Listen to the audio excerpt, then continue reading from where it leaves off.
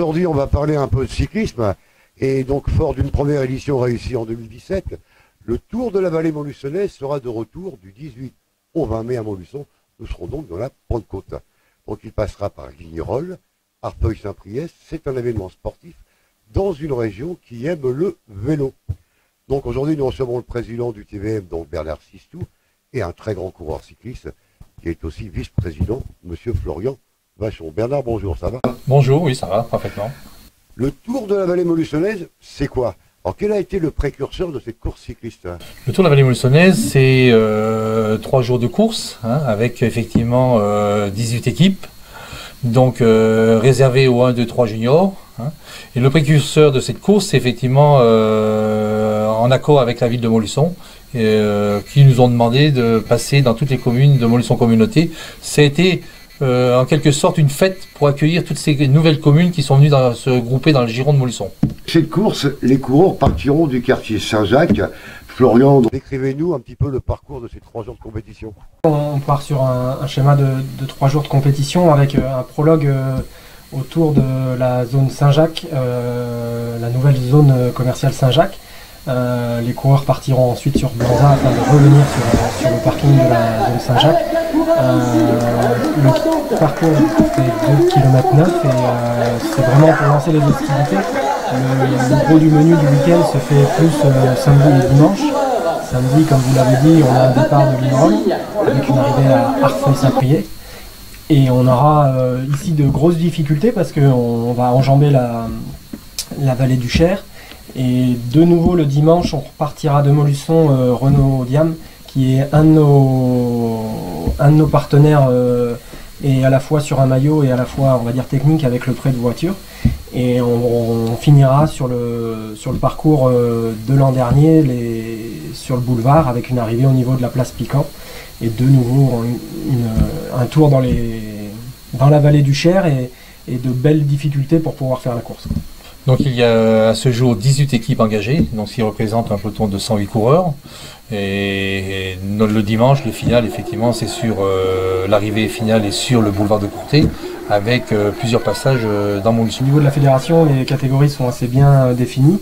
Et là, on est sur une 1, 2, 3 junior, ce qui veut dire qu'on a le meilleur niveau, on va dire un des meilleurs pelotons qu'on peut avoir en amateur, mais beaucoup de coureurs de la région Auvergne-Rhône-Alpes et quelques équipes étrangères. Mais voilà, on n'a pas là encore on va dire les finances, parce que c'est des finances qui parlent pour avoir une course professionnelle, mais on a pour objectif de regrouper les meilleurs coureurs français à l'avenir et peut-être même quelques pépites qui se révéleront dans les années futures chez les professionnels et qui seront passés par le Tour de la Vallée montluçonnaise. Est-ce qu'on va retrouver des coureurs de la région, de la Creuse, du Cher, de l'Indre-et-Loire? Oui, bien sûr, parce que les équipes, on va dire, du cru ont répondu présentes. On aura l'équipe de Marc Guillaumin avec MG Vélo. On aura également Proimo, l'équipe de Cournon et Creuse Oxygène. Donc ça, c'est vraiment des coureurs qui sont issus, on va dire, du grand département ou de la grande région. Et on aura forcément des coureurs locaux. Au jour d'aujourd'hui, on est quand même environ 80 bénévoles. Ces 80 bénévoles, il faut les faire vivre tout au long de l'année. Donc on ne peut pas se permettre d'aller frapper à la porte le jour J en disant venez nous aider.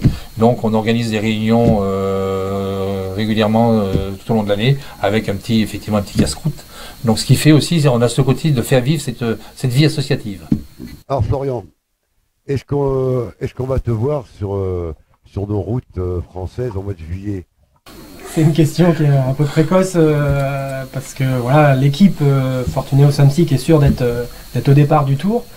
Personnellement, j'ai encore aucune certitude. On est 24 dans l'équipe et il n'y a malheureusement que 8 places et voilà, c'est un petit peu prématuré pour affirmer aujourd'hui être au départ du tour, mais c'est vrai que ça sera un de mes objectifs une fois le Tour de la Vallée montluçonnaise passé et que l'organisation soit faite. Je me replongerai dans l'entraînement et puis je partirai avec l'envie en tout cas d'aller décrocher cette sélection pour le Tour de France. Est-ce qu'une course comme Montluçon-Arfeuil, je sais qu'il y a un circuit de 141 km, est-ce qu'on peut la comparer à une étape du Tour de France? Alors, il manquerait quelques kilomètres. Les étapes du Tour sont plus proches des 180 km, voire 200. Mais on a le terrain de jeu pour des très très belles courses. Je parle en difficulté, moi.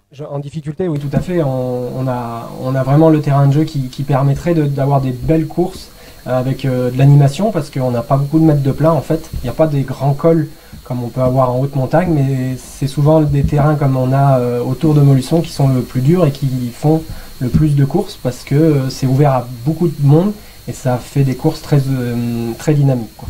C'est une grosse organisation quand même, ça représente quand même 5880 heures de bénévolat. Au total sur l'ensemble.